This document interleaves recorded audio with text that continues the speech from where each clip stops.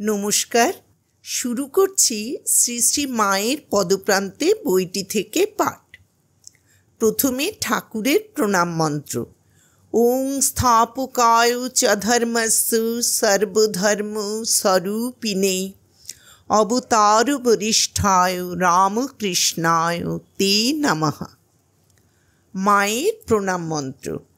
ওং জননীং শারদাং দেবীং রামকৃষ্ণং জগদ্গুরুম পাদপদ্মে তয়ো শ্রিত্বা প্রণমামি মুহুর্মুহু।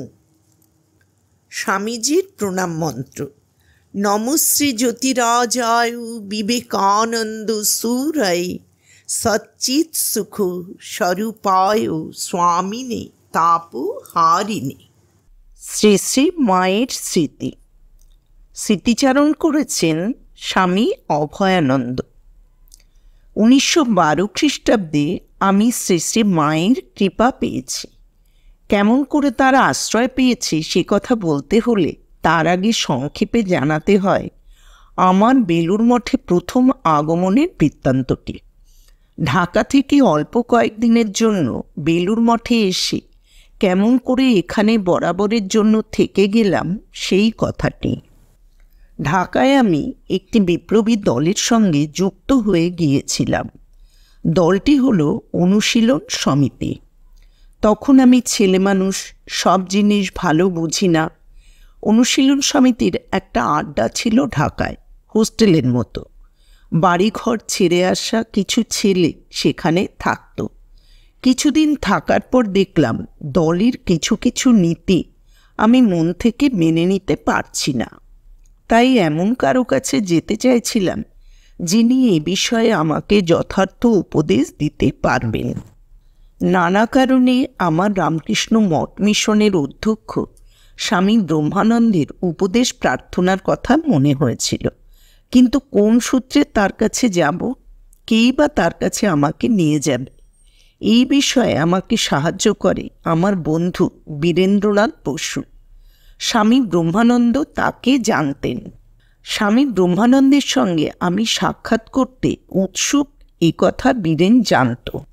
একদিন সম্ভবত দুর্গাপূজার পর 1910 খ্রিস্টাব্দে বীরেন একটি চিঠিতে জানালো সে কলকাতায় যাচ্ছে, যদি আমি চাই সে আমাকে সঙ্গে নিয়ে যেতে পারে। কলকাতা থেকে বেলুড় মঠে নিয়ে গিয়ে মহারাজের স্বামী ব্রহ্মানন্দের সঙ্গে আমার দেখা করিয়ে দেবে, এই প্রতিশ্রুতিও সে চিঠিতে দিয়েছিল।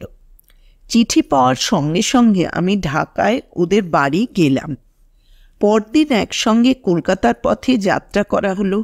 শিয়ালদহ স্টেশনে পৌঁছানোর পর বন্ধু আমাকে নিয়ে গেল বেলুড় মঠে। স্টিমারে গঙ্গার এপারে এসে শালকিয়ার ভেতর দিয়ে হাঁটা পথে আমরা বেলুড় মঠে উপস্থিত হয়েছিলাম। মঠে প্রথমেই দেখা হয় ব্রহ্মানন্দ মহারাজের সঙ্গে। তিনি একটি আরাম কেদারায় বসে গড়গড়ায় তামাক সেবন করছিলেন। আমরা প্রণাম করলাম। বীরেন আমার সঙ্গে পরিচয় করিয়ে দিয়ে মহারাজকে বলল, অনেক দিন থেকে আমার এই বন্ধু আপনার সঙ্গে সাক্ষাৎ করতে চাইছিল, ওর কিছু কথা আছে। সেই সঙ্গে বীরেন জিজ্ঞাসা করে নিল আমি কিছুদিন মঠে থাকতে পারি কিনা। মহারাজ সম্মতি দিলেন। বীরেন কলকাতায় ফিরে গেল। বীরেনের সঙ্গে কথা রইল কিছুদিন পরে ওর সঙ্গে ঢাকায় ফিরব, মাঝের সময়টুকু বেলুড় মঠে থাকব। মঠে আমার থাকার ব্যবস্থা হলো, প্রতিদিন যথাসময়ে প্রসাদ গ্রহণেরও। মহারাজ সেই সঙ্গে জানিয়ে দিলেন ঠাকুরের স্থানে কিছু কাজ ছাড়া অন্নগ্রহণ করা অনুচিত।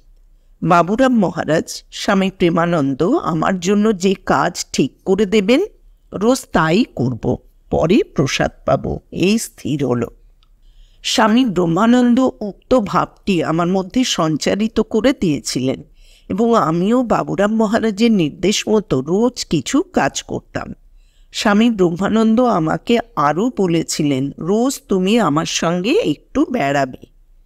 তিনি বেড়াতেন মঠবাড়ি থেকে স্বামীজির মন্দির পর্যন্ত। তখন স্বামীজির মন্দিরে শুধু নিচের অংশটুকু ছিল, উপরের অংশ তৈরি হয়নি। বেড়ানোর সময় আমাদের কথাবার্তা হতো। মনে অনেক কিছু জিজ্ঞাসা ছিল, যেমন সাধু জীবন সম্পর্কে। কিন্তু সেই সময় সবচেয়ে বড় যে প্রশ্নটি আমার মন অধিকার করে থাকত, সেটি ওই বিপ্লবী দলের নীতিগত ব্যাপার নিয়ে। সেটি এক সংকটের মতো। মহারাজকে একদিন খোলাখুলি সব বলে তার মতামত জানতে চাইলাম। স্বামী ব্রহ্মানন্দ সে সম্পর্কে যে উপদেশ দিলেন তা আমার মনে খুব দাগ কাটল। তাঁর সস্নেহ কথাবার্তাও খুব ভালো লাগতো।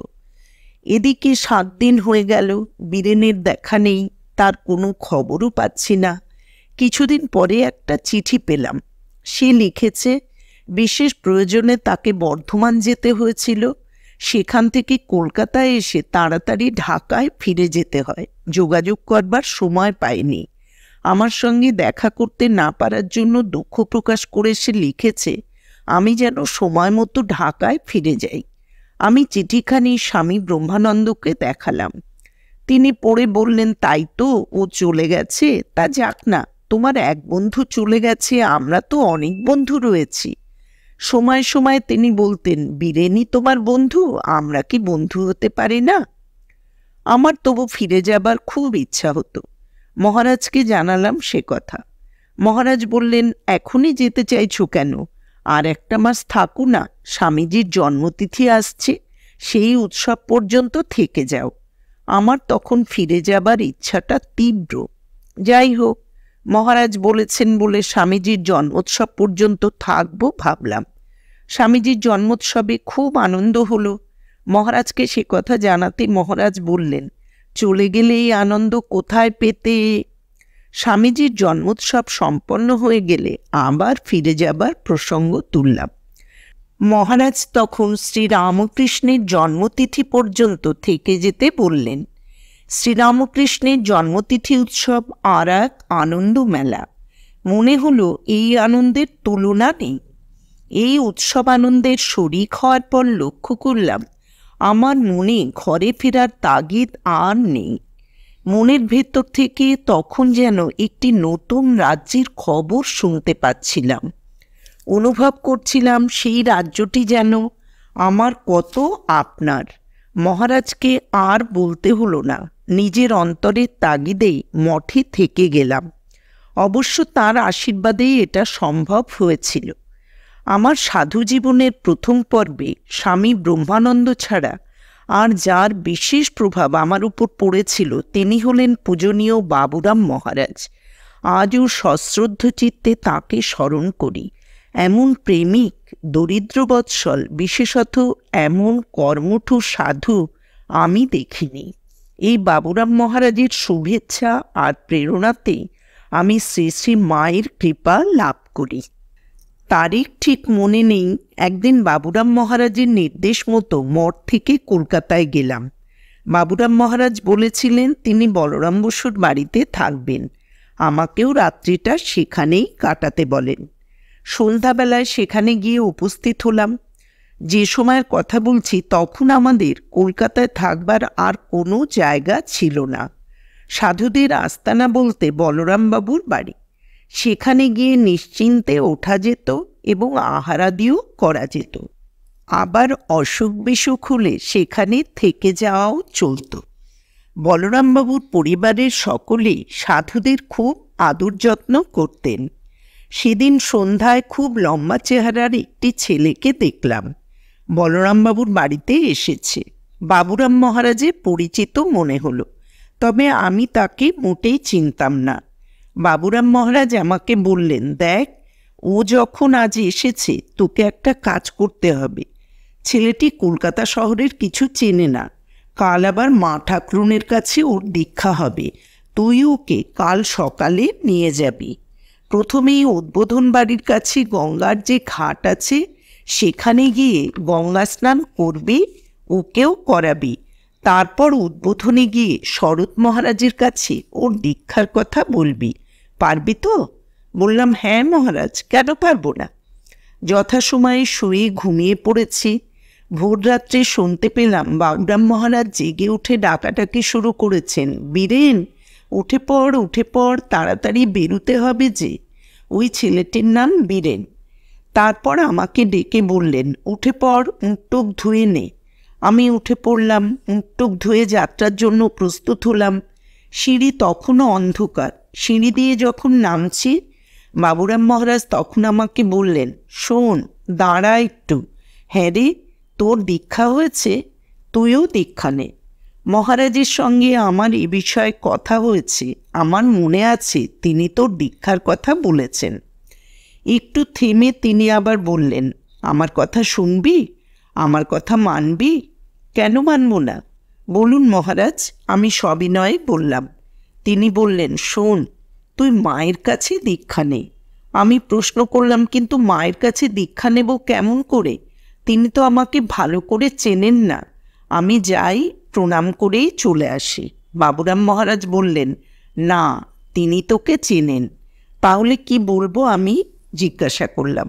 তিনি নির্দেশ দিলেন, তুই শরৎ মহারাজের কাছে যাবি, তাকে গিয়ে বলবি, শারদানন্দ স্বামী তো তোকে চেনেন। বললাম, হ্যাঁ মহারাজ, তিনি আমাকে চেনেন। পূজনীয় শশী মহারাজ স্বামী রামকৃষ্ণানন্দ যখন অসুস্থ অবস্থায় উদ্বোধনে ছিলেন, তখন আমি ওখানে ছিলাম। কিছুদিন ওর সেবা করেছিলাম। সেই সময় স্বামী শারদানন্দ আমাকে দেখেছেন। বাবুরাম মহারাজ বললেন, হ্যাঁ, শরৎ মহারাজ তোকে খুব ভালোই চেনেন, তোর উপর খুব সন্তুষ্ট।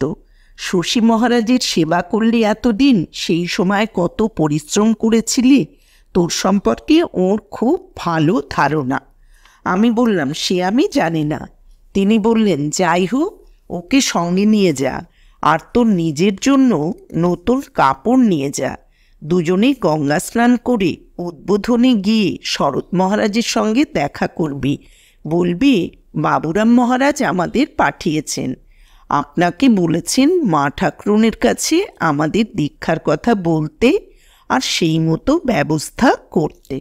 শ্রী শ্রী মায়ের স্মৃতি, এই স্মৃতিচারণটির এই অংশটি আজকের মতো এখানেই শেষ করছি। পরবর্তী অংশ পরের দিন শুনতে পাবেন। জয় ঠাকুর, জয় মা।